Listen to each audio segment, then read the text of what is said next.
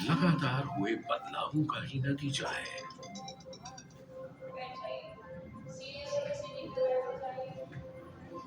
4.5 अरब साल पहले ये धरती पिघली चट्टानों और सल्फर के उबलते समुद्र की तरह थी,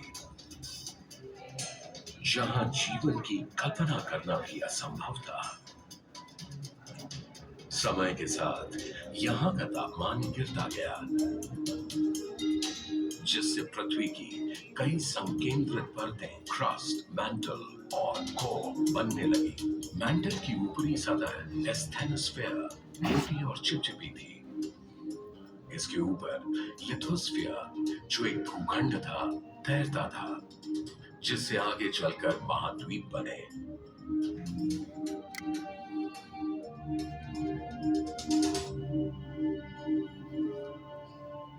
लिथोस्फीयर की टेक्टोनिक प्लेटें लगातार हिलती डुलती रहती हैं, कभी आपस में टकराती हैं तो कभी दूर हो जाती हैं।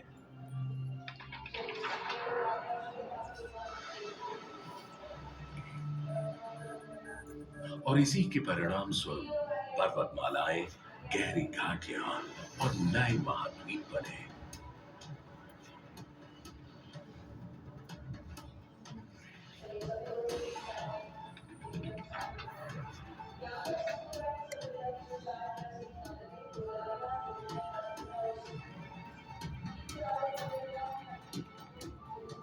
समय के साथ ग्लेशियरों के बीच होने वाली गतिविधियों से पृथ्वी का तापमान और जलवायु जीने लायक बन गए, जिससे यहाँ जीवन की शुरुआती परिस्थितियां बनने लगी।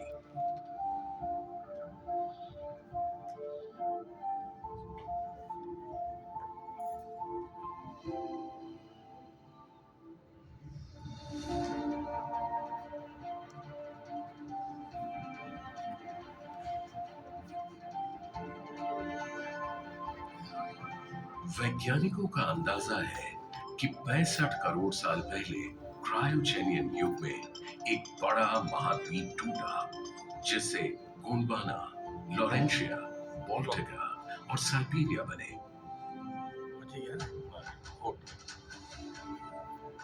कहा जाता है कि 35.5 करोड़ साल पहले कार्बोनिफेरस युग में गोंडवाना और लॉरेंशिया की प्लेटें आपस में टकराईं, जिससे पेंशिया महाद्वीप बना। धीरे धीरे समय गुजरने के साथ पेंशिया के और टुकड़े होते गए, जिससे आज के महाद्वीप बने।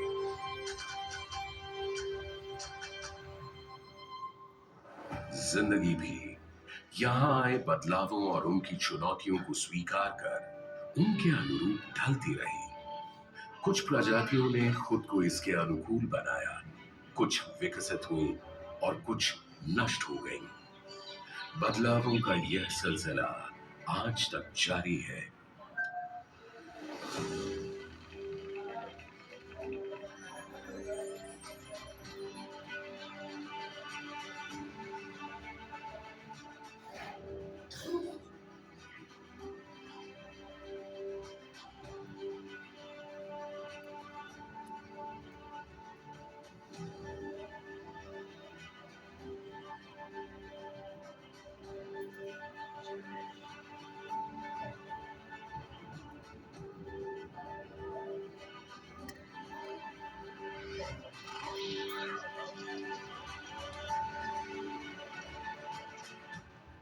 वैज्ञानिकों का मानना है कि लगभग इसी समय भारतीय उपमहाद्वीप गोंडवाना से टूटकर उत्तर दिशा में एशिया के मुख्य भूभाग की तरफ बढ़ने लगा।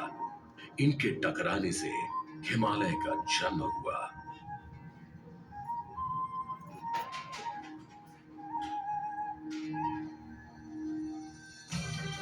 भारतीय उपमहाद्वीप के उत्तर पश्चिमी इलाके की टेक्टोनिक प्लेटें निरंतर सक्रिय हैं। लिथोस्फीयर की टेक्टोनिक प्लेटें लगातार हिलती हैं। उनमें पहले भी हलचल होती थी और भविष्य में भी होगी, जिससे भूकंप आएंगे, कंपन होगा और नए बदलाव आते रहेंगे। आने वाले कुछ दशकों या शताब्दियों में महाद्वीपों की स्थिति और रूप में परिवर्तन होते रहेंगे, पर इन बदलावों के आगे संसार और मानव ने कभी हार नहीं मानी, बल्कि स्वयं को नई परिस्थितियों के अनुसार ढाल लिया।